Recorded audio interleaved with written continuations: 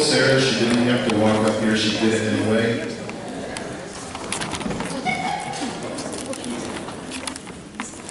So I know you're used to looking at, in the past, Dave Nichols be up here, and for the last few months, Reinhard Zellmeyer. I'm Jeremy Oliver. I'm our vice chair, which means I don't do anything, except I have to fill in when Reinhard is out of town.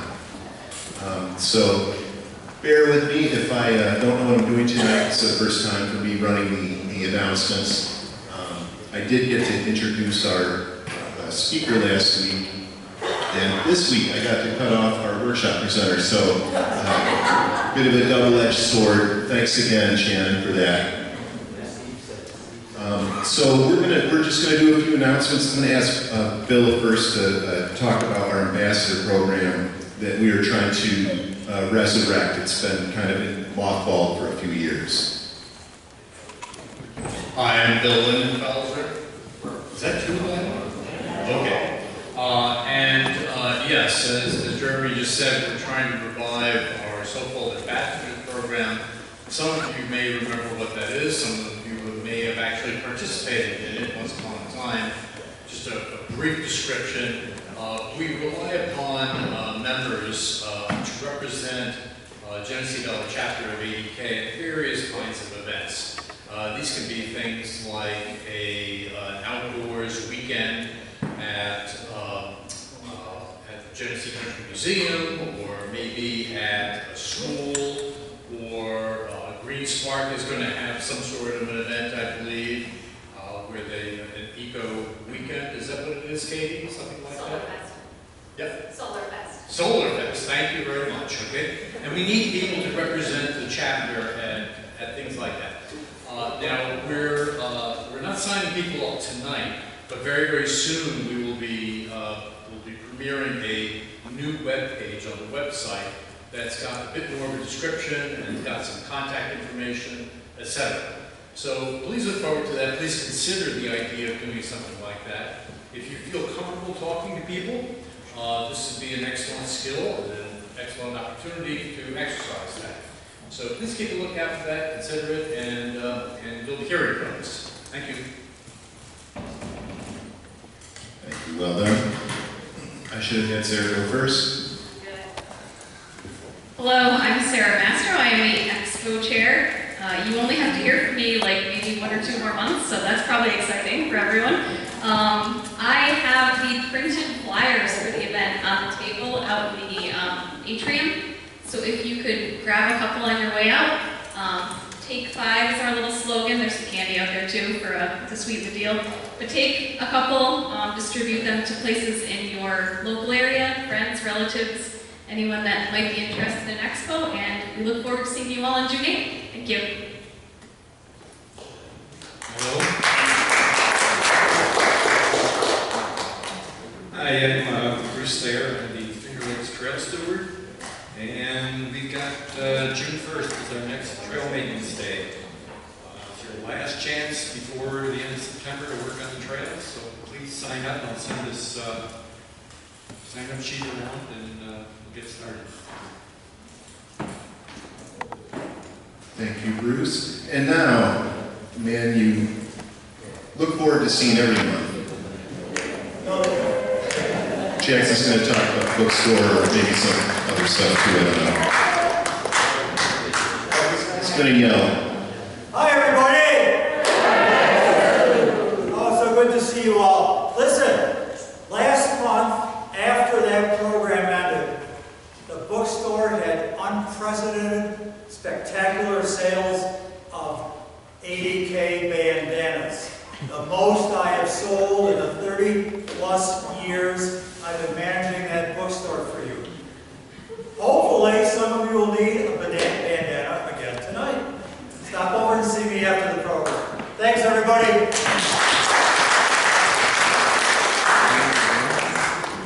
One thing I should have mentioned or asked at the top is we'd like to ask sometimes if anybody's here for the first time at a chapter meeting here. Nice, don't be shy, put your hands up. Awesome. Thanks for coming. Appreciate it. If you have any questions, Some of us, we just got these things here, and that generally indicates somebody, you can go ask them what's going on. And any more announcements before I introduce our speaker? I think we're good. So this is Barb Brenner. Barb has, some people think she's insane. She wrote this, I'm just paraphrasing. Partly because she enjoys wilderness canoe tripping and carrying her canoe and everything she's going to need for a week between bodies of water adds an element of, yeah, it's rough, it can be rough. So she's done this all over the place. She's been in the boundary waters in various provincial parks in Canada that I can't pronounce. And all over the place. And beyond that, she's been a member of the club and the local chapter since the 1980s. She's led trips for the ADK. She also worked for Pack Pedal Ski and was a licensed guide for New York State for most of a decade. So she's got some experience with this. It wasn't her first time, the trip she's going to tell us about tonight. But the trip she's going to tell us about tonight, for those of you who are a little bit familiar with paddling in the Adirondacks, she started out at Little Tupper Lake, crossed through a whole bunch of ponds and lakes, and had to carry the boat, like I said, with her companion, and ended up on the Oswegatchie River and all the way down to Wanakena. So she's going to tell us what that was like. So let's go.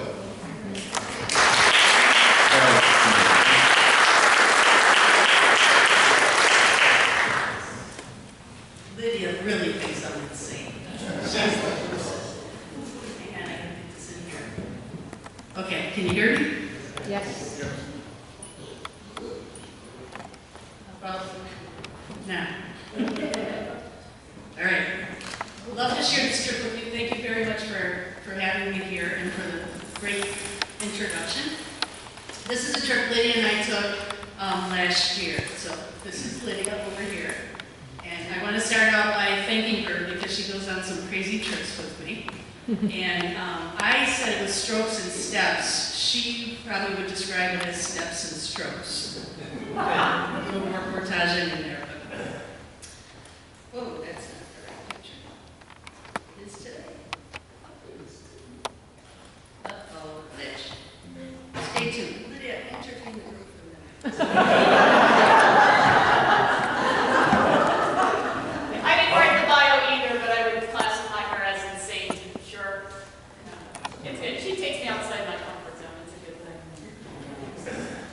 Okay, that's called teamwork. Yep. So she pulled in the boy. I wanted to show this picture.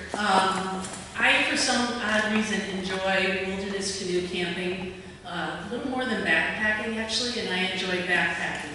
Part of it is I like the combination of being on land walking and also the ability to paddle and be on the water and have the openness of the water, and I like the change between the two. So by the time you're sick of portaging, you paddle. By the time you're sick of paddling, it's time to portage. These are some of the places I've been to before. In the upper right hand, hang on, there's a mouse here somewhere, right here. That's Oswegatchie. Down here is Boundary Waters in Quetico, and I want to point out, Gretchen, where are you? On the two trips I've been to with ADK to Boundary Waters in Quetico, Gretchen was on the trip. And on one of those, for the second week, we were up there 2 weeks, Dave and Laurel Newman were on the trip for the second week. And I've been to Boundary Waters Quetico one more time. I made the very interesting decision to plan a trip for 8 of my family members for 8 days. I thought we were going to kill each other the first night. But the next day I woke up, and instead of having all these chiefs, we had Indians. So it turned out to be a great trip. I've also been down in right there, Killarney, Moon River, Algonquin. I've been to many, many times. I've taken many ADK trips there, led trips for our chapter and also for Pack Paddle Ski. And then, of course, one of my favorite places is what we're going to talk about tonight is the Adirondacks. And in the Adirondacks, this is the section we're focusing on for this trip. So in the boxes are some towns to help point out, to give you an idea of where we are. So Old Forge is down here in the bottom. Lake Placid up here in the upper right-hand corner. Getting closer, we have Long Lake, Tupper Lake, and Cranberry Lake. And the area that Lydia and I focused on is inside this oval. Zooming in a little closer, these are what I'm calling the dots, because this presentation is about connecting the dots. So one of the dots is Little Tupper Lake, Lake Lila, Lowe's Lake, Bog River, kind of combined. Bog River goes through Lowe's Lake, and then the Oswegatchie River over on the west side. So we're going to connect those together. Just to introduce those pieces a little bit so you'd be familiar with it. Little Tupper Lake was acquired by New York State in 1996. It's part of the Whitney Wilderness area. To get on the water, there is a hand launch at the Whitney headquarters, which is a ranger station. And it's one of the 5 lakes free of motorboats, jet skis, and floatplanes. And I listed all the 5 in the parentheses there. The interesting thing about Little Tupper is you got to watch out for the weather. It can get pretty rough very quickly. Just some attractions on Little Tupper. There's 2 connecting, I'll call them ponds. One is Rock Pond at the west side, and Round Lake is connected to Little Tupper at the east side. And then there's several little creeks to explore. Initially, I didn't care for Little Tupper as much because I saw it as just one big lake. But over time, each time I go, I'm finding more and more little crevices to paddle in and out of. It's starting to add a little bit more character in my mind versus just a big old paddling lake where the wind can come up pretty quick. Both of these pictures are from a trip that Lydia and I led on Little Tupper a couple of years ago. Is Carol Zimmer here? John Carolberg? Okay. That's who's, and Karen Hansen, and my dog Tessa. So it's a trip we were on a couple of years ago. But Little Tupper is a very nice lake. Lake Lila happens to be my favorite. I have been going, it was acquired in 1979. I was introduced to it in the very early 80s by a friend that I worked with. She and her boyfriend took me to Lake Lila, and the first time I went, the lodge on Lake Lila was still there. And I would look away, I kept ignoring it because I kept thinking, oh, it's not wilderness, there's this big building at the end. Next time I came back, it was gone, and I regretted not looking at the building. But I love Lake Lila. It has an interesting characteristic to it in that there is a road that's 6 miles long that's dirt, and it's a pain in the neck to drive to get into Lake Lila. And then after you get there, you have to carry all your gear a third of a mile down to the water before you can launch. It's the largest lake with shoreline entirely that is state-owned, which is really nice. And it's also one of the 5 lakes free of motorboats, jet skis, and floatplanes. And as I said, it's my favorite. An interesting characteristic I've noticed since COVID is it seems to be becoming more of a daytime use. I'm seeing more and more people arrive there just to use the beaches during the day, as if it was like a state park. And that came because of COVID. That did not occur before COVID. So here's some attractions for Lake Lila. I love taking people there because when we're tired of paddling, we can climb up Federica Mountain. And this is the view down on Lake Lila from Federica Mountain. There's also Single Shanty Brook. Is Donna here today? Donna DeVitt? Okay, well, Jerry, are you here? You can tell Donna I mentioned her, because this is Donna on an ADK trip Lydia and I took several years ago, and we paddled up Single Shanty Brook. And then also coming out of Lake Lila is the Beaver River, which if I remember correctly, connects to Stillwater Reservoir. But you can't make it all the way to Stillwater because of private land in between. So Beaver River, both Beaver River and Single Shanty Brook, you eventually have to turn around because you hit private property. Lowe's Lake is, I think, the body of water that offers the most paddling. of the three I've mentioned so far. It's the longest. It was acquired in 1985. So let's see, that makes it, Lake Lila was acquired first, then Lowe's Lake, and then Little Tupper in that order. It's not part of the Whitney Wilderness, it's part of the Five Ponds Wilderness area. And people get confused on Lowe's Lake. Sometimes they call it Lowe's Lake, sometimes they call it Bog River, sometimes they call it the Bog River flow. It's all the same. To get to it, you go off Route 30 onto Route 421, and then off of Route 421, there's a short gravel path to what's called the Lower Dam. And the Lower Dam is actually kind of what led Lydia and I to take this trip last year, because the Lower Dam was closed for repair, which kept a lot of people out of Lowe's Lake, because the only other way into Lowe's Lake was either a 1 or 2 mile portage to get into it. So it really cut down on the number of people there, and it was one of our driving reasons of thinking, let's go now, because there's going to be less people. You, to launch onto Lowe's Lake, it's right from the parking lot at the Lower Dam. And last year it was closed for repairs. This year too. Is it? Yes, I got a DVC email today reminding me it's closed. Oh, you can call this year. You can do this trip just like we are. I was wondering if it was going to be closed this year. Maybe we have to go again, Lydia. So it's got the most paddling options. It takes longer to get into Lowe's Lake because you start on Bog River and you paddle up, and you paddle through some private sections where you can't camp, so you have to continue on. At the upper dam, there's 2 dams, a lower dam and an upper dam. At the upper dam is this granite ledge, and that's what this picture on your left is, of you looking back on Bog River from the granite ledge. Really pretty. I highly recommend you go up. It's a short walk. There, on the west end of the lake is Grass Mountain, and this is us on top of Grass Mountain. And it gives you also a beautiful view of the lake. And this area has 2 floating bogs, one on the east and one on the west end. And this is the bog on the west end, which is actually one Lydia and I camped near. We actually camped on this point right here. So we were camped by this bog, and you'll see that in the pictures coming up. It is one of the New York State largest loon nesting areas. And I just have to throw out, Gretchen, do you remember? Yeah. Gretchen and I were paddling one day, and we're like, where are we? And we're looking at the map, and we looked up, and we're floating into a loon's nest.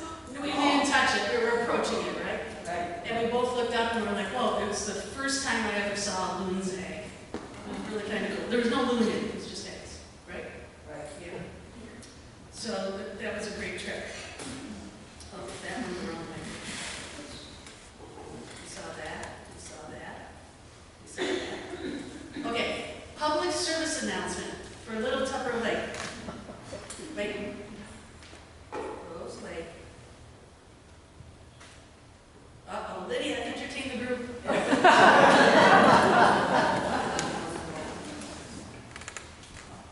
happened there?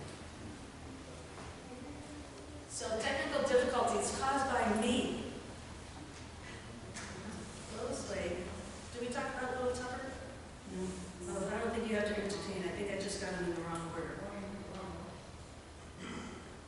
Lake Lila, we did that, right? Lowe's Lake, we did that. We did that. This is in the wrong place, so you don't have to entertain people. You just have to bear with that part. The things in the wrong place.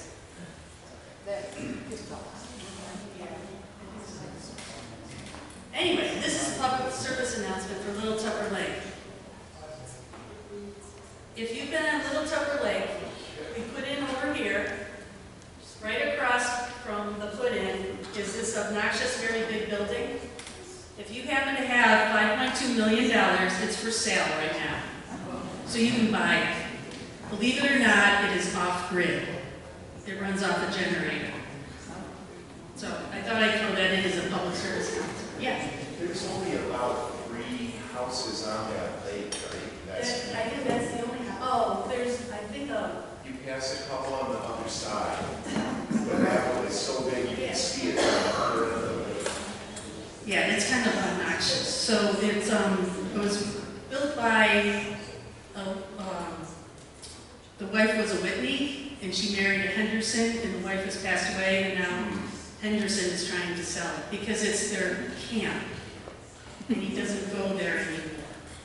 And if you go on the website and look this up, you'd be amazed at the pictures inside. Okay, sorry that was out of order. I'm not sure how that happened because I checked earlier today. It's called, you look at it too many times, you miss things. So the fourth piece is the Oswegatchie River. And I never realized until I was researching for this presentation how extensive of a river system the Oswegatchie River is. And so I pulled out these maps. So Rochester and Syracuse are down here. This is the Oswegatchie River system in the northwest of the Adirondacks. And it originates in the headwaters are in the Adirondacks, and it flows into the St. Lawrence. That's long. And it has multiple branches to it. So the section we did is this little section over here by Rose Lake.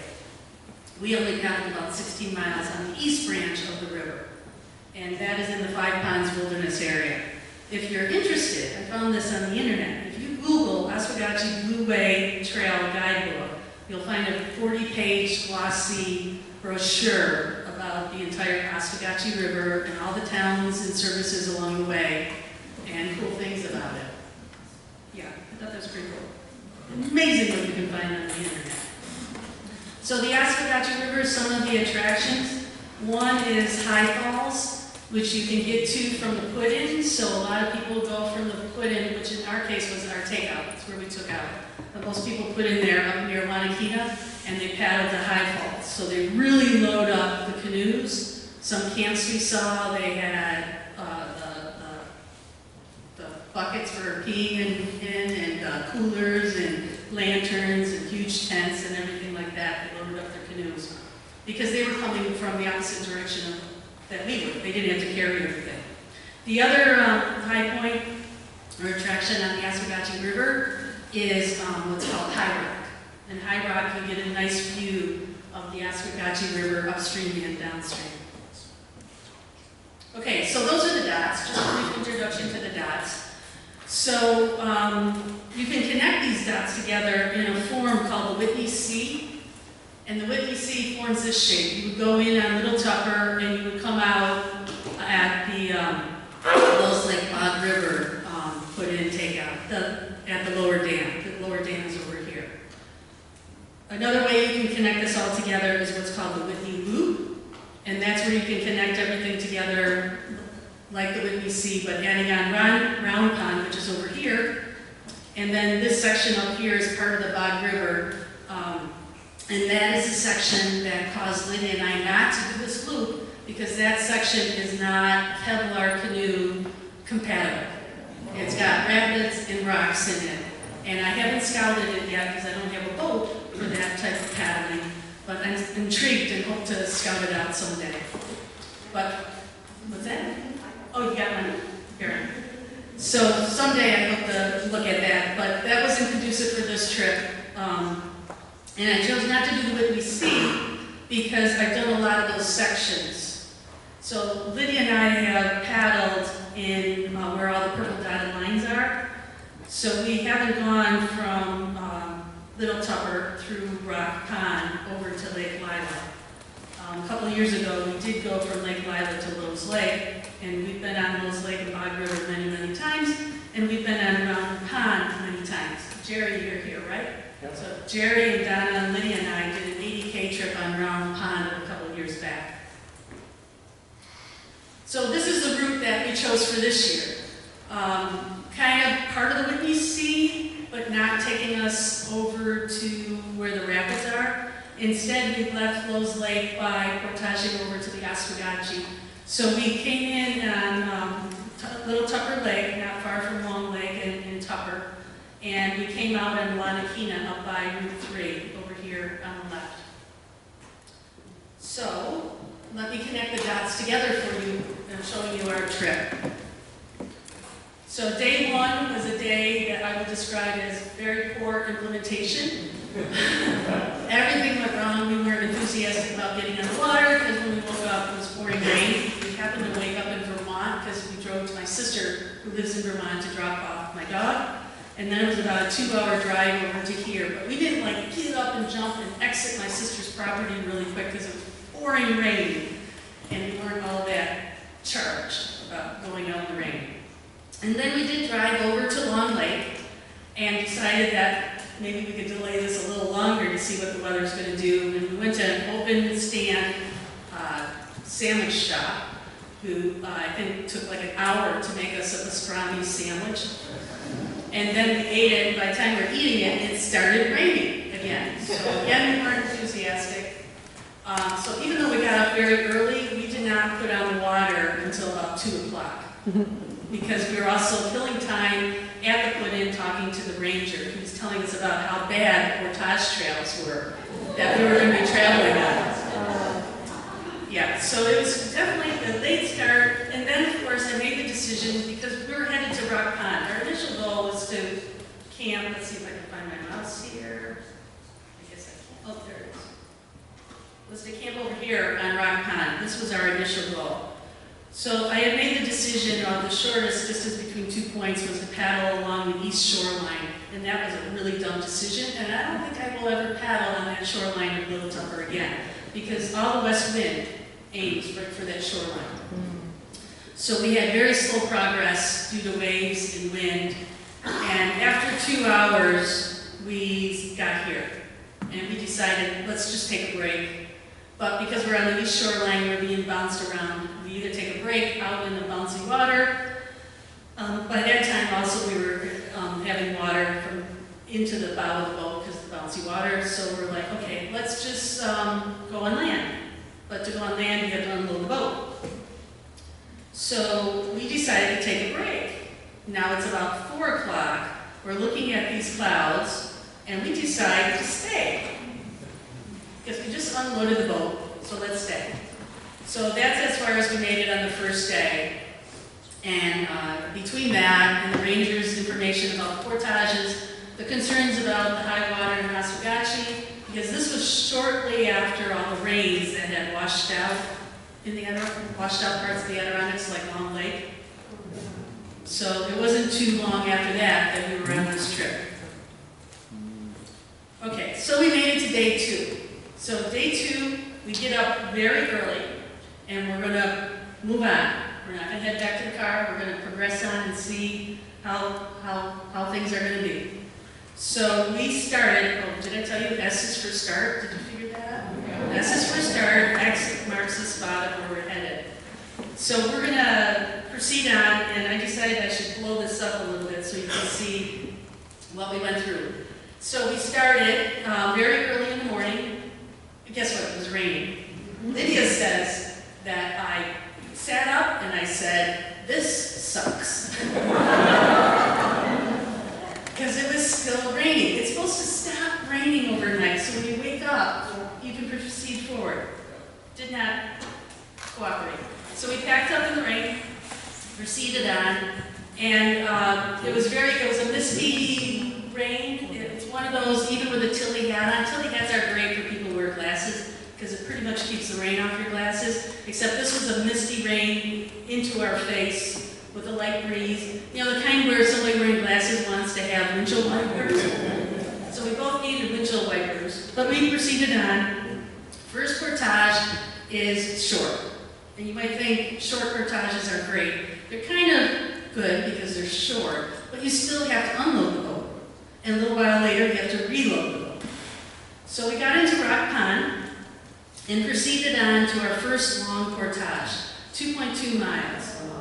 And this one is described as having a series of beaver dams. Series was the key word in there. But I think this year it was a beaver dam. And the ranger had told us the beaver dams had been breached. And he was right. So it was really like waterfalls. So we proceeded on from there, and we got to Hardigan Pond in a misty rain again. And then we had a short half-a-mile portage. And then we got to the Little Salmon Lake outlet. And as Lydia describes it in her journal, it was a delightful paddle. It was a very nice paddle on a windy little path that took us into Little Salmon Lake, and then we camped at the end of the lake on the portage trail. Legally, because that's where the camp sign was. Probably because they figured nobody else was coming through. So if you got that far, it was yours. So just some pictures from that little journey. This is on the 2.2 mile path. This is the beaver, this is the trail. So as you can see, the beaver dams were breached. This ranger also told us about the fact that there was going to be a point where I was going to want to take the canoe off my shoulders and we were going to want to carry it two-handed because it was a 6-foot drop. And he was right. So by the way, the trail is up here above Lydia's head. This is the trail. And then we had to drop down and hand it over, crossing this breached beaver dam. I was going to tell you something else about that. I forget. Anyway, he was right. Oh, what I was going to tell you was he didn't tell me about the one that was 4-foot drop just inside the woods here. So that one was on a dirt path, and I came across it, and I go, oh, this is the one he's talking about. So put the canoe down, we handed it over, we continued on our way, and a little while later, we come to the 6-foot drop. It's like, okay. He probably thought the 6-foot was enough to tell us about. He didn't have to tell us about the 4-foot drop. Oh, I have to mention, when I sat up and I said, this sucks, it was my birthday. So we had, and Lydia said that I should point out that this is what it looked like when we got up. It was still dark out. And we're having breakfast in the tent because it's raining out. But this is my birthday, and there's my birthday celebration. But it was a good ending to the day. This is how we ended at that campsite on the portage trail, and we were wet and we're soggy, but we had a very successful day, and we made it through the breached beaver dams. Just a little bit about our gear, so you have an idea as we proceed forward. First of all, we completed all portages in one trip, all carries in one trip. We figured out how to do that 2 years ago when we did the trip with my dog, because my dog at that time was aging, and we were lucky to have her on the trip with us, but there was no way she was going to be able to do portages 3 times. Once over with gear, once back to your remaining gear, and then over with your gear again. So we figured out how to pack, so we could do the carries in one trip.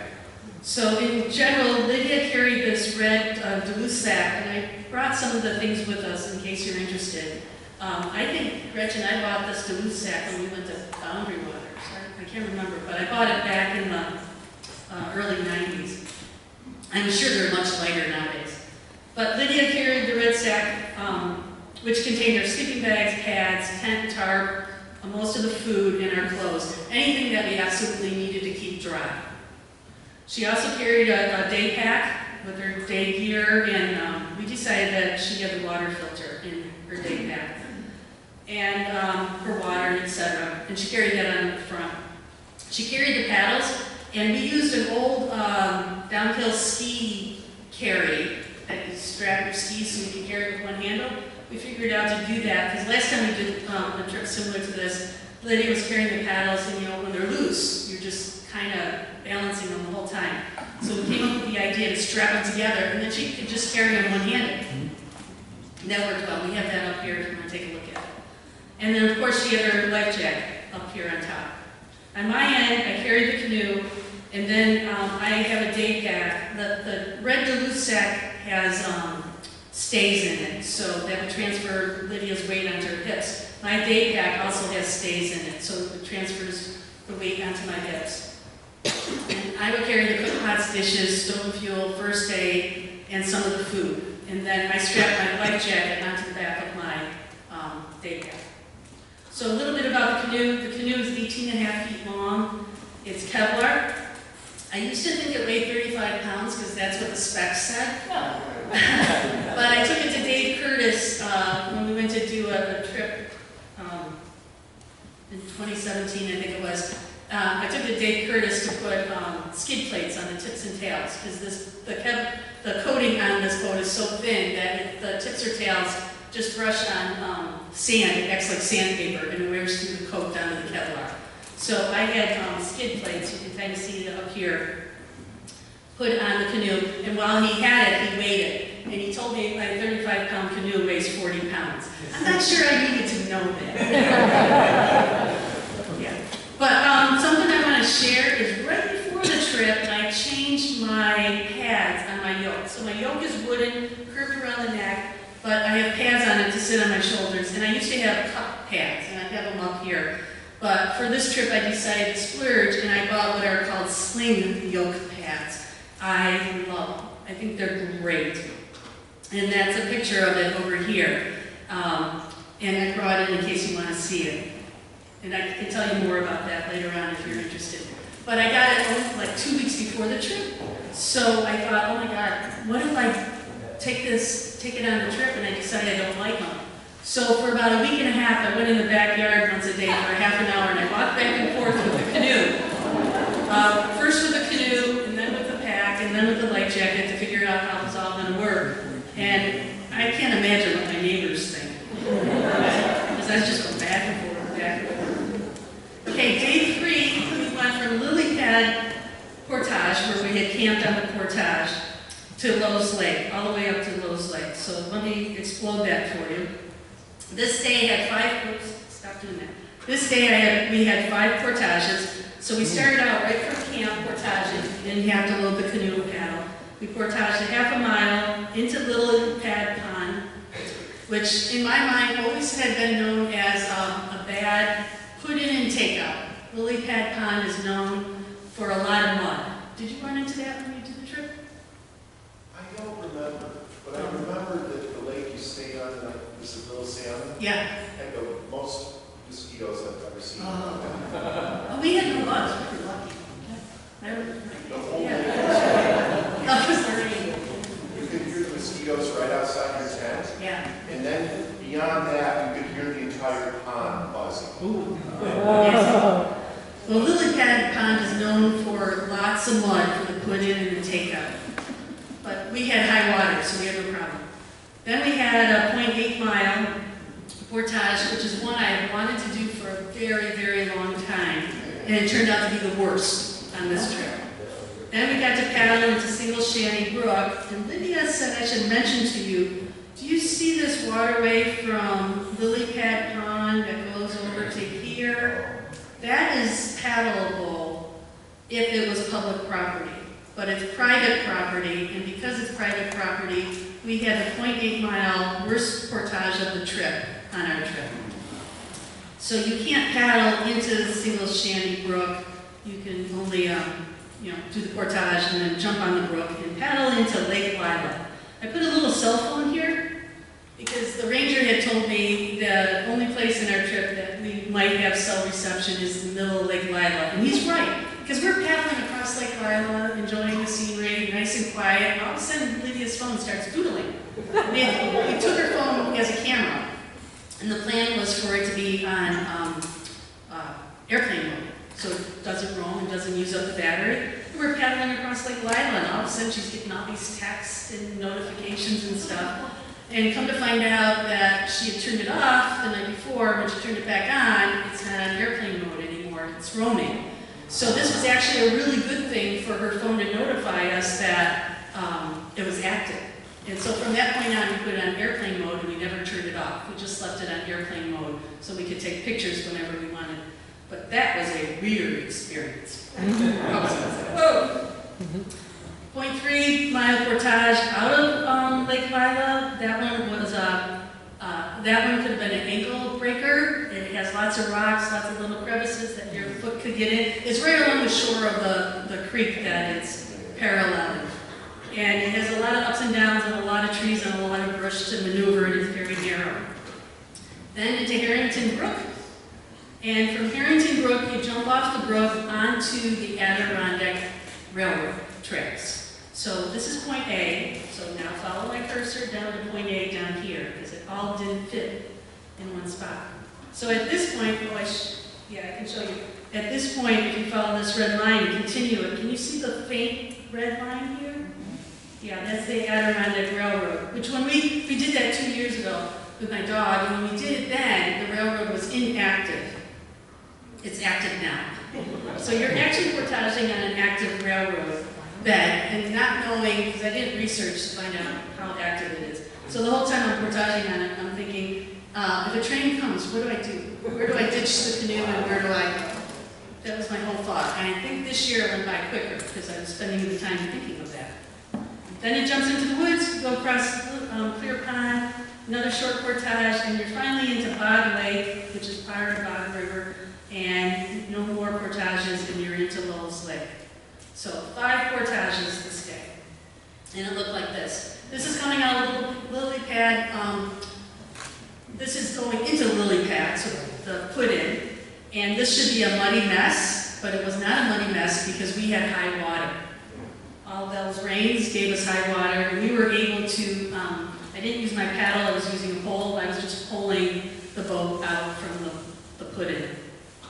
This end is where we ended the portage. And this is where the private property meets the public property on Single Shanty Brook. And we're going to put it on Single Shanty Brook and we can start paddling. Lydia in a journal labeled this as the portage of follies. One folly was that when she reached this point, she realized she no longer had her Tilly hat. She had lost it somewhere on the portage. So she happily, walked part of the portage looking for her hat. Also, the portage I told you was the worst on the trip. It was very, very muddy. And I've learned over time that when you're portaging a canoe, you do not step through or step around mud or water. You just go right through it. So I have a pair of water shoes over here I wear when I'm portaging. They grip onto my feet very well. They have a really great sole. I can walk with them, and they drain really well.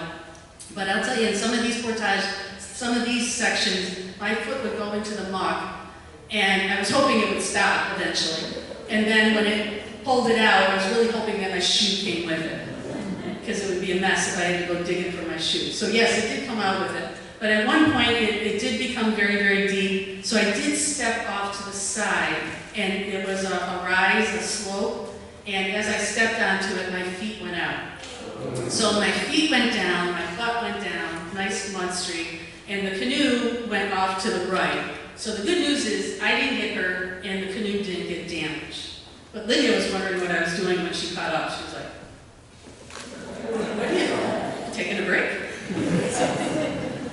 But we took pictures, and I don't know if you can see, but my pants are very muddy. So that was the first part of this portage trail. The second part, as you can see, was well cleared by trail maintainers. There was a lot of raspberry bushes, and this is the section in there where Lydia lost her hat. So it was portage of follies. We finally got onto the water, we paddled through Lake Lila, we realized the phone was on. We portaged out of Lake Lila, and got over onto the railroad tracks. We had so much fun portaging there this year, thinking about where to throw the canoe if the train came, that we didn't take any pictures. So excuse me for putting this into the presentation, but I wanted to show you what it looks like. This is a picture from 2 years ago when we went with my dog. And you'll also notice that Lydia has a different color pack, because that year we had a green one versus a red one. The tracks then were rough to walk on. They have improved drastically. It's very easy to walk on this now. When we got to the section where we went into the woods, they didn't have this sign where we put onto the railroad tracks. They had the sign where we were getting off the railroad tracks, and it says, this railroad corridor is part of an active railway and is not a designated recreation trail. And I thought, well, nice to tell us now. We're off it. I did research it since then to have an idea, and this section that goes from Thundera up to Tupper is not traveled. It's like traveled once a month, I think, or something like that. So it's not that often. And they did improve it. It's easier to walk on. We finally made it to the paddle where there's no more portages. We just keep paddling and we get into Lowell's Lake. But I wanted to include this picture over here because I know you can't see it, but there is a moose in there. As we're paddling on this nice windy little river, we heard the splashing noise around the bend. Excited to see what bird is in the water, what's splashing. And as we come around the corner, of course, Lydia sees it first. She's in the bow, and she's like, it's a moose. So it's not just a moose, it was 3. It was a cow and 2 calves. And of course, by the time you get the phone out of the waterproof protector and you take a picture, we have to go with the memory that there was a moose there. So you just have to take our word for it.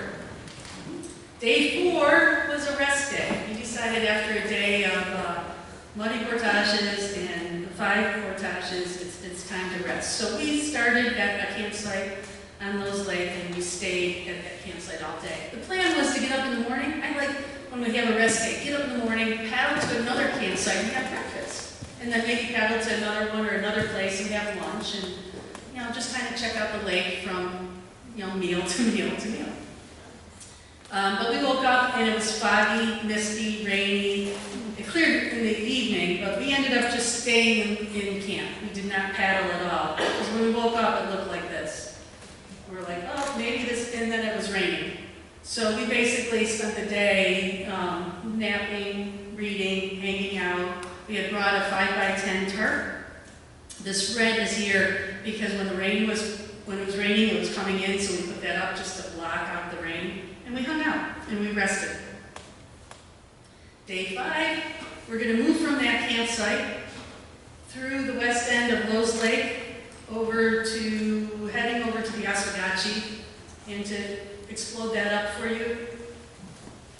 As we came off Lowe's Lake, I can't find my mouse again. First, we had a 0.8-mile portage, and we had then a short paddle, very short paddle. We made it longer because it took us a while to find the takeout, so we were paddling around the lake. And then we had a 2.2-mile portage, and this portage actually was the best portage of the trip. A really nice footing, wooded area. So that one was enjoyable. We got to the Oswegatchie River, and we paddled a couple of hours on the Oswegatchie River. In that 2 hours on the Oswegatchie River, we paddled through 15 beaver dams, pulled the canoe over 3 beaver dams. So notice that's paddle over 15 versus pull the canoe over 18. And then we carried the canoe over 2 trees falling across the river. So we kind of lucked out by having a high water year that we did not have to pull over beaver dams. We could shoot through them, which was very nice. So that day looked like this. This is us packing up in camp, and this is Lydia's birthday. So our birthdays are only a few days apart, so we're celebrating Lydia's birthday right before we get on the water after we packed up camp. And this is at the west end of Lowe's Lake. This is the takeout for the first portage trip. So portage trip, 2.2 miles. Sounds horrendous, doesn't it? Well, if it was a backpacking trip or a hiking trip and you were going to go 2.2 miles, that seems short, doesn't it? So it's all kind of in perspective. What we did on this, first I should mention to you, our initial plan with the gear, because we could have taken a pack and a hornback, because we each own a hornback boat, but the thought is let's not do that, because if we need to switch, to change it up a bit, if she has a pack and a hornback and I have a pack and a hornback, switching just does not change anything. So we thought if we take the tandem, one person carry the tandem, and the other person carry the big pack, then when we need to change up, we can switch it. And we've done that on other trips, where sometimes I'll portage the canoe, and sometimes Lydia will portage the canoe, and we'll switch it, just to make it a little different. On this trip, we went to switch, and we looked at each other, and the pack was adjusted for Lydia, and the canoe was adjusted for me. And we just looked at each other and said, let's just leave it. So that's what we did on this trip. But our strategy for the portages, the long ones, the ones that were 2 miles or so, was let's go 20 minutes and then decide, do we want to keep going or do we want to take a break? And if you take a long portage and just break it down into little sections, then it's not as bad. It's the same concept as trying to go from the first floor in your house to the second floor in your house. We take it little steps. We divide that distance that's impossible to travel into little distances that we can travel. And that's basically how we make the portages be a little bit easier. And then, how many of you have portaged? Right? You know that feeling when you hit the end of the portage and you're like, I get to put it down or take it off? It's an awesome feeling. And we didn't even get it right at this point. Before the put-in on the Oswegatchie was campsite number 3. And as soon as we got to campsite number 3, it was like, we made it, even though we weren't there yet. We had just a short distance to get to the Oswegatchie.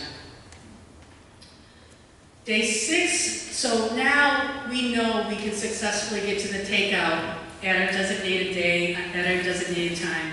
So now we get to enjoy. And there's only one short portage that's around High Falls. The river's becoming wider. We get a campsite with a picnic table so we get to sit down on something. And there's a lean-to so we can lean against a wall. So, and the weather turned nice too. We actually had a very, very nice sunny day. So this is the high point of, where you think you get through all the part that sucks and you get to this beautiful part. And it was very nice. So this is an example. We're actually below the beaver dam when I took this picture, but this is an example of the water on the Oswegatchie. How many folks have paddled on the Oswegatchie? Yeah. Did you run into beaver dams? Yeah, and it's kind of tough on the Oswegatchie because it can be low and it can be really a struggle. We didn't really have a struggle. Like on this day, remember the other day I told you we had 15 beaver dams we floated through and 3 we had to carry over? This day we only had 12 beaver dams to float through, and we pulled over 3 more and had to go over 1 fallen tree. So because the water was higher, we actually lucked out. I wanted to show this because I remember the 1995 microburst. It was the weekend that I led my very first pack paddle ski trip. They sent me up into Canada, and they told me when I got there to ask the place where we were parking if I could store a watermelon in their cooler so that the group can enjoy a watermelon when the trip was over. And the people said to me, we don't have any electricity because the microburst had gone through there. And I'm thinking, whoa, this hit Canada. And then I came home and found out, whoa, this hit the Adirondacks. So it did a lot of damage in the Five Ponds wilderness area.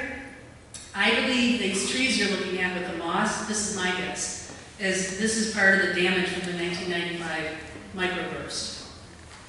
And this was behind our campsite. High Falls, this is the top of High Falls. High Falls is very popular because you can get there paddling easily from the put-in Wanakena. There are no portages in between, the river is wide, a lot of people travel it. You can also get there from the Cranberry 50 trail. So there were a lot of people, we didn't see people at High Falls, they were all out for the day. There was one person we saw in the distance. But we saw the remnants of their big tent camps and their big grills and everything else. But when you approach here, you're coming from where my cursor is, headed in this direction.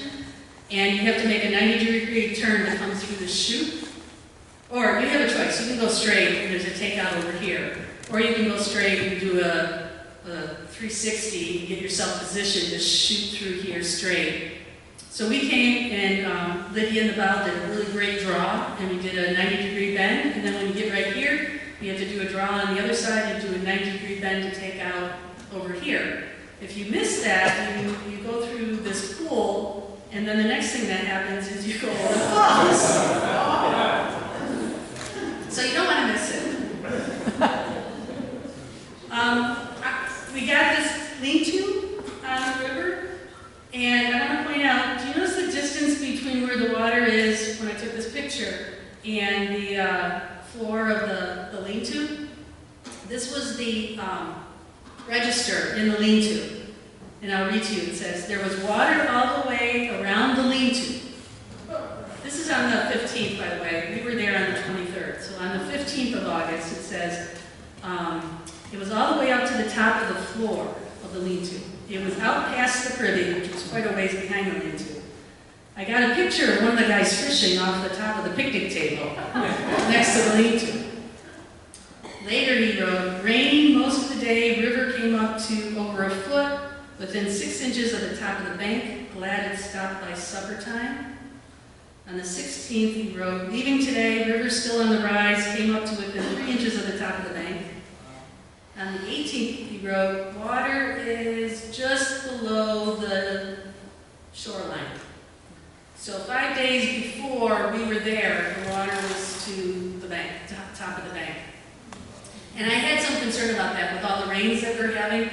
And high water, I wasn't sure what the Oswegatchie was going to be like. It'd be easier going over the beaver dams, but certainly don't want something pulling your boat along. And as you can see, it had come down quite a bit. What we did notice is that this ground was saturated.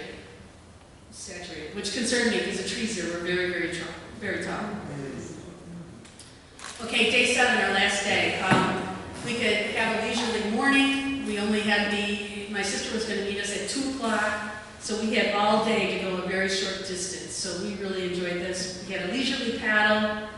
We scouted out other campsites and we stopped at High Rock. We arrived at the takeout at noonish. We would have stretched it out to 2, but we were keeping an eye on the clouds. It looked like there was another storm coming in. So we got out at noon. And around 2 o'clock, my sister did arrive, and she shuttled us back to our van. And after she shuttled us back to the van, we then stayed in Wanakena at a cabin that I'll show you in a minute. So this is what it looked like. This is how we're on the water to leave this lean-to, and I wanted to take this picture to show you how little the lean-to looks next to these very tall trees. And we saw trees this tall along the Oswegatchie. I was just amazed at how tall they were. We did sleep in the shelter. My concern was with that ground being so saturated and those trees being so tall that if they decide to fall down, I wanted something between them and me, like the shelter versus the tent. And I thought this was pretty cool. This is on the way out. We stopped to scout out another campsite. So we did not have to pull over these beaver dams. This was, we were taking out to get on land for a little bit, but this was a 2-tier beaver dam. So there's a beaver dam where Lydia's squatting down, and then there's a pool, and then there's another beaver dam back here. Huh. Yeah, it's amazing. So we got to the takeout. It was noon, so we took care of business, which was lunch. So we sat here and had a nice lunch, visiting with a gentleman who was just putting onto the water in a kayak. And then after lunch, we moved up into the parking lot, and we sat on this table, and as you can see, it was going to start raining again. We were waiting for my sister to come. She was not only going to help us with the shuttle, but she was also bringing our dog back to us. So the shuttle, we took out over here at the New York State boat launch for DEC. But our van is way over here at the Whitney headquarters. So my sister drove us all the way on Route 3. I think we took the shorter route, paddling and portaging. We did in the vehicle. So it was an hour, well, it looks like an hour and a quarter drive over here to pick up our van. Then we all drove the 2 cars into Tupper Lake and got some provisions for dinner and birthday celebrations. And then we had to drive all the way back here to get the canoe, because my canoe would not fit on my sister's car. So we left the canoe at the takeout chained to a tree. We had to work out these logistics. And then we needed to stay somewhere. And I happened to find this cabin called Pack Basket Adventures. And the way I found it was, one day I was using Google Maps at the Earth view of it to look at the takeout, just to examine the rapids between there and Cranberry Lake. And I'm just following the Oswegatchie River on Google Maps, following along, and I see this little thing that says Pack Basket Lodge. I'm like, oh, perfect. So they have a lodge, but they didn't allow dogs in the lodge, and they had one cabin. And the cabin was available. So we stayed in the cabin. We had birthday celebrations and reunited with my sister and my dog and had a lovely stay. So I just want to end this part of the presentation by sharing that one of the reasons we did this trip is we knew that the lower dam on Lowe's Lake was going to be closed and there would be a lot less people. 2 years ago when we did this, there were more people on Lowe's Lake, and a campsite across from us had battery-operated or solar lights or something, and they were multicolored, and they formed an arch over the entrance of their campsite, which reflected in the water, and across from our campsite, it looked like the entrance to a carnival. This is the wilderness area, and it just made my stomach turn into a knot. So knowing that there was going to be very few people on Lowe's Lake, if any, we actually thought there were none until we were leaving Lowe's Lake. It was an incentive for us to actually do this trip this year. So I just wanted to share with you, not only did we see nobody on Lowe's Lake, we saw nobody on any of the portage trails, which might seem amazing for the Adirondacks, but on the other hand, nobody was stupid enough to be out there on those portage trails like we were. So we saw nobody on the portage trails, and we saw very few people on the bigger lakes, or on, actually we saw nobody on the little lakes. And on the bigger lakes, we just saw a couple of paddlers. So it was a most amazing gift to experience this wilderness-like canoe trip in the Adirondacks and see very few people. In fact, it wasn't until I was putting together this geeky-looking slide that it dawned on me that other than Lydia and I talking to each other, we talked to nobody from the time we left the Ranger until the time we were on the Oswegatchie River and paddled by a campsite of 4 fishermen. I know, it's really great. What a gift. What a gift. So I'd like to share a little bit more of the pictures from the trip. And I'm going to do it to music so you can see more versus being slowed by me clicking on slides. So please enjoy Little Tupper Lake through Lake Lila to Lowe's with the Oswegatchie.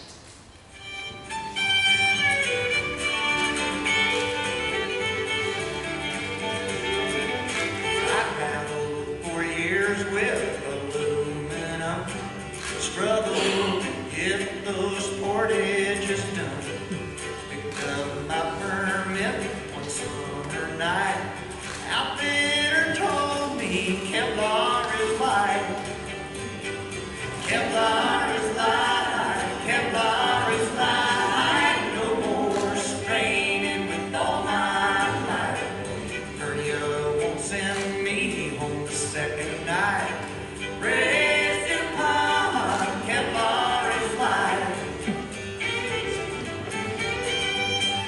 Knees and back were hurting, shoulders were worse.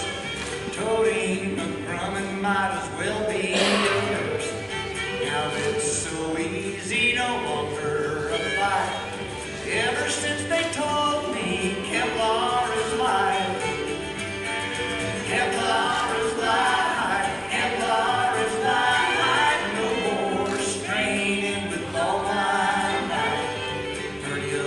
Send me home the second night. Raise your power, Kevlar is light.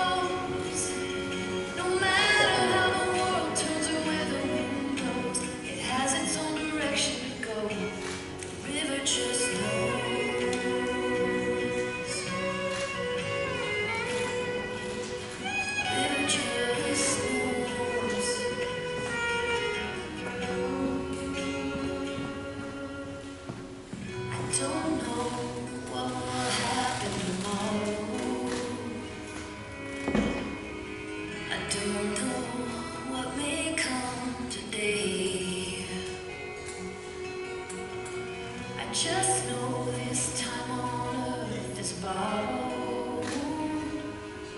But if the river could speak, what would it say?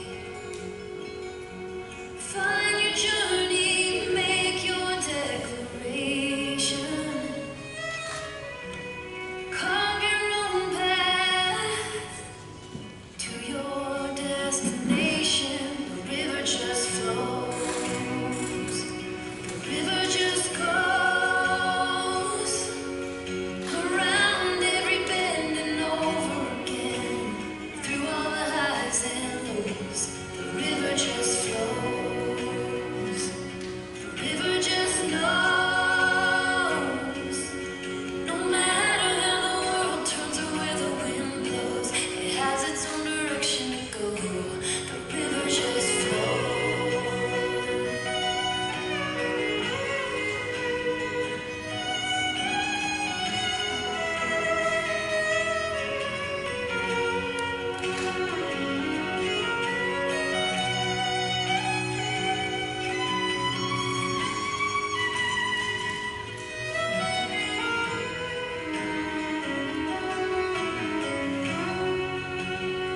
Yeah, the river just flows.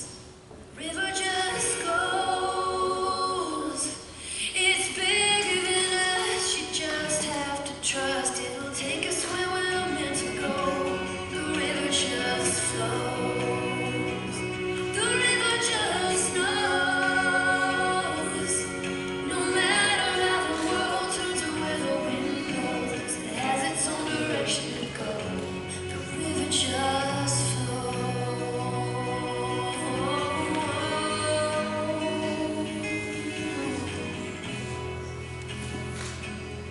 The river just flows.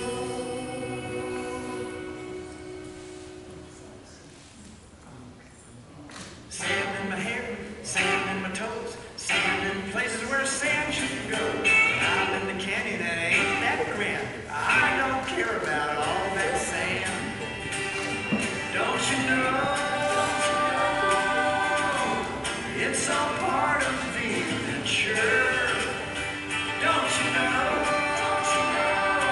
How dull life could be if everything was perfect. 'Cause it's perfectly imperfect when it's part of the adventure. Rain in my eyes, rain in my nose, rain in places where rain shouldn't go. Out on the water's what keeps me sane, so I don't care about all that rain. Don't you know? It's all part of the adventure. Don't you know? How dull life could be if everything was perfect. 'Cause it's perfectly imperfect when it's part of the adventure. But still those creature comforts have their place.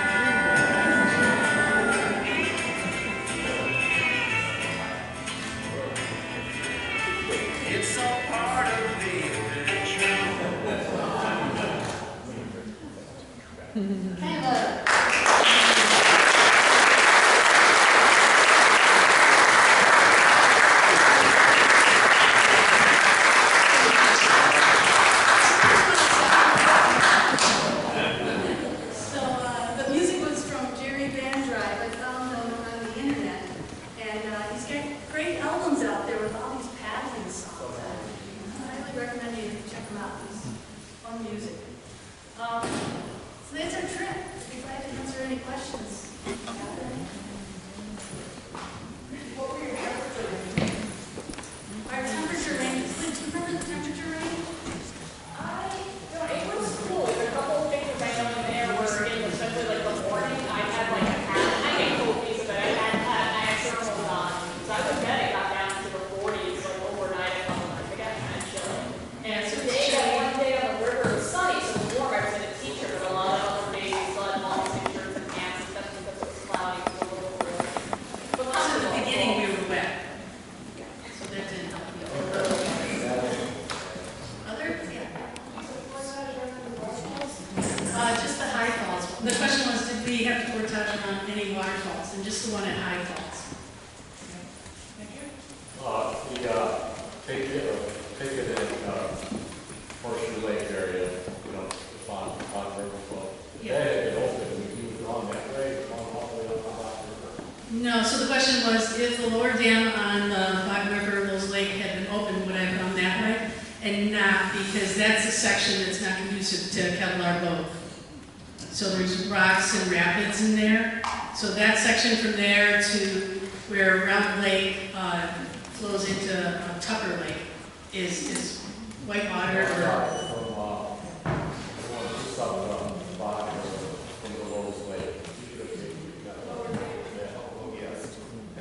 Just asking, would you just gone in from lower dam? Oh, I've done that so many times. I've gone in from the lower dam to the west side of those lakes so many times. So over the years between personal trips and ADK trips, I've been on Lowe's Lake, Bog River, Lake Lila, Little Tupper, many, many times. They feel like home to me. So this trip was allowing me to connect those pieces of home into another trip. But I do love going in lower dam. And I love the lower dam into Bog River, Lowe's Lake when I want to take a group out where I want more paddling in it. I love going to Little Tupper when I want to take a group out that might have kayaks and such, because I don't want any portages in there. And then Lake Lila, I just like taking people there because I love Lake Lila. Anybody else? When I saw pictures of you here, I didn't see any bear canisters. Oh, Yeah. we use a year sack. When it's allowed, we use a year sack. No, the year sack is a material that bears can't get into, and you tie it at the base of a tree. So you use the cord and you tie it at the base of the tree. There's some places that do not allow this, like when we backpacked on the John Muir Trail out west in California, they don't allow this because if a bear does try to take it off a tree and it's tied to a tree, they ring the tree, they keep going round and round, and they cut into the bark, and then they kill the tree. Out there, there's not that many trees anyway. So this is the larger ear sack, and we use inside of it, what do they call them? Oat sacks? Somebody know what they call it? They're supposed to be scent-proof bags. So we use one long one, and then two short ones to fill this bag. If we use the next size down, just one would fit in it. But this one allows us to take two more little containers. So this is supposed to keep the scent contained, whether or not it really works or I'm just spending money on something. I'm not quite sure. We didn't have any problems with critters. What would you leave home on a trip like that, and what would you take that you should? What should I have taken that I should? What would we leave home? You've done a lot of trips, you maybe have it down, that's perfect, you don't have to do that. Yeah, we have a spreadsheet, we weigh everything. Do you realize different bandanas weigh different amounts? I didn't used to care. I mean, so back in the 90s I did the Appalachian Trail. If I had weighed that stuff, there was a lot of stuff I would have taken. So now I weigh everything, like shirts weigh different amounts, so I pick what I take based on the weight, less weight. The older I get, the less weight I want to carry. But like my fleeces weigh different amounts. But believe it or not, I have bandanas that weigh different amounts. Yeah. So what would we not take? Do you have anything not take? The one thing I was grateful to Barb asked me this that I did take by coincidence, because I was worried my feet were going to get cold.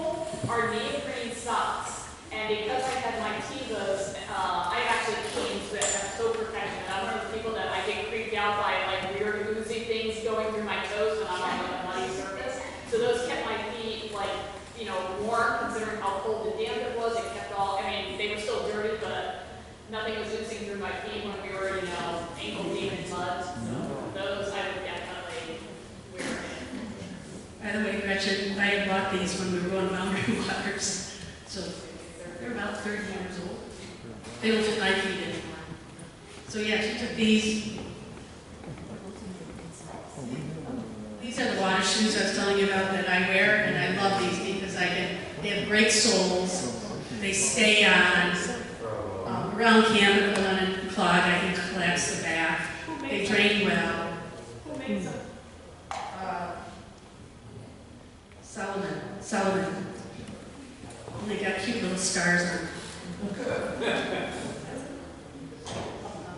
This is the handle I told you about that we wrapped the paddles around. This really helped a lot, right? It made a difference between the 2 trips. We used an alcohol stove, so Pepsi can stove and denatured alcohol is what we burned. I think that's all that shows out. If you're a portager, these are worth the money. And if you buy the sling yoke, the company, everywhere, if you look at the various companies that sell it, they'll say that they are, is it CACV, they're 4 letters, and that's the name of the company that actually makes them. And it's a family business, and they all they make is yoke pads for portaging. And be careful, because when you buy these, you can buy a lower grade. Like, I'm glad I didn't buy these 20 years ago, because 20 years ago, they didn't put as aggressive pad on here, and the pad would end about where the metal was, and the metal would end up, like when I read the reviews about it, people were like, nope, I'm not using those.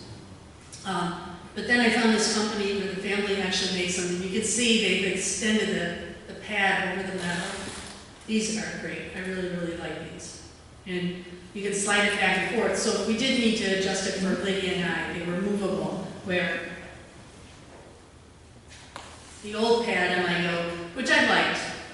These were a step up from what I had before that. These basically bolt into the wooden yoke, and I can't, to move it between Lydia and I, we had a choice of like 1.5 inches in between. We don't need that much adjustment.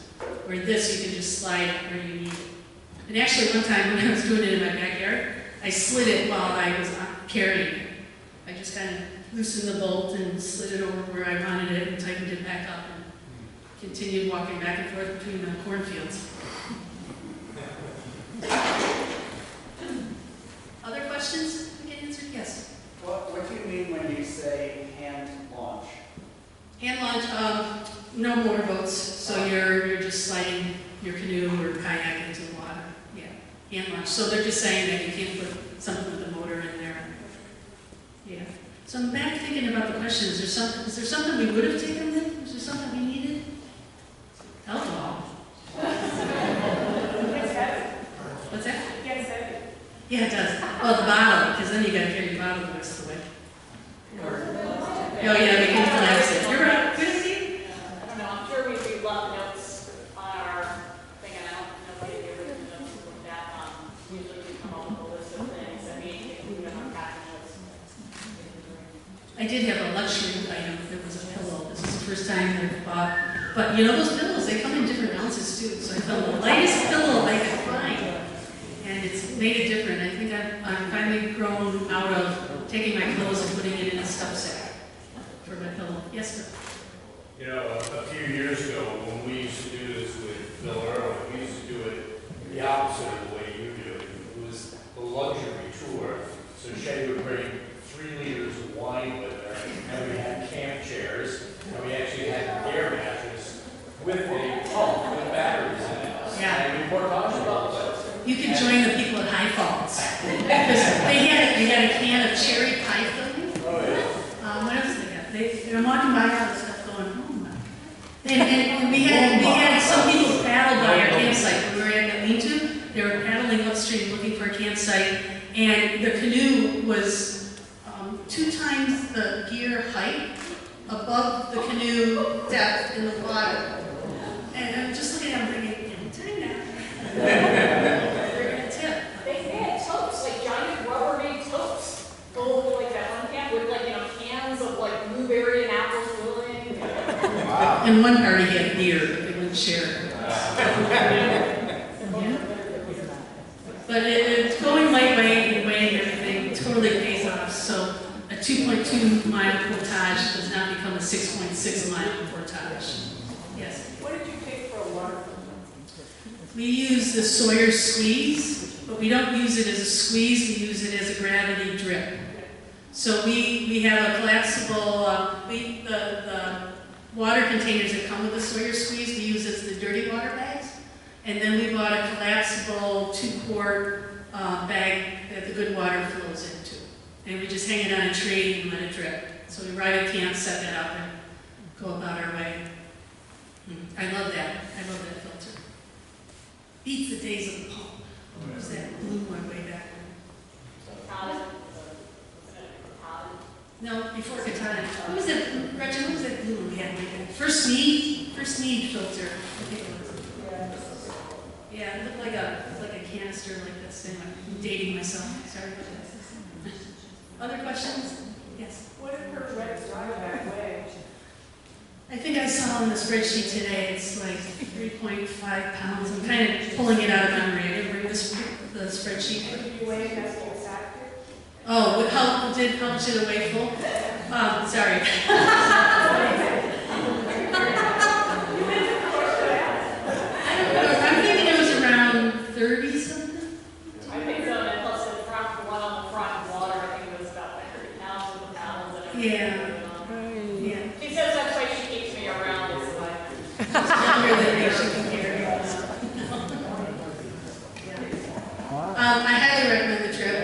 And Pete said that the lower dam is closed again this year. It's a great time to go. There are, so you can get into Lowe's Lake the way we did, which would encounter the 0.3 mile portage, the 1.2 mile portage, and another short portage into Lowe's Lake. So you could go into Lake Lila and go that way. That's a lovely trip. That's the one that's on the railroad.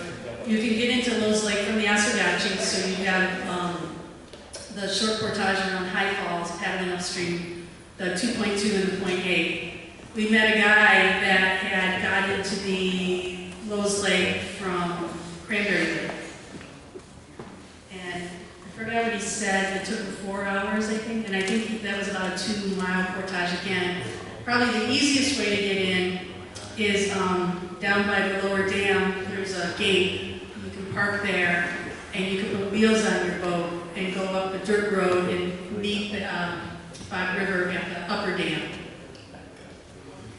At the upper dam. So you're not allowed to, unless you're a Boy Scout. I don't think you're allowed on that road. Actually, there's a road in one of the slides up here. So yeah, so you can get into Lowe's Lake and really enjoy yourself. It'll be quiet this year. You won't have any circus entrances. It really broke my heart that day. It was sad. I think the solar lights and the power lights are great. I've led some trips in the last couple of years where I've had participants come on the trips with the solar lights you put into the ground, like you line your sidewalks with. Somebody on the trip asked her to put them away because you come out at night to see the stars and you have the solar lights on. At one time, somebody with LED lights, battery operated, that lined the path to the outhouse. Okay, it's, you know, it's a nice idea, but sometimes conveniences aren't really merited. You know, it's wilderness. Just go out and sit on the ground and enjoy what's there. So I highly recommend it. If you guys are able to get out and do this trip, go to Lowe's Lake this year. It's a time to do it. And I'm hoping it's not going to rain as much. Any last questions?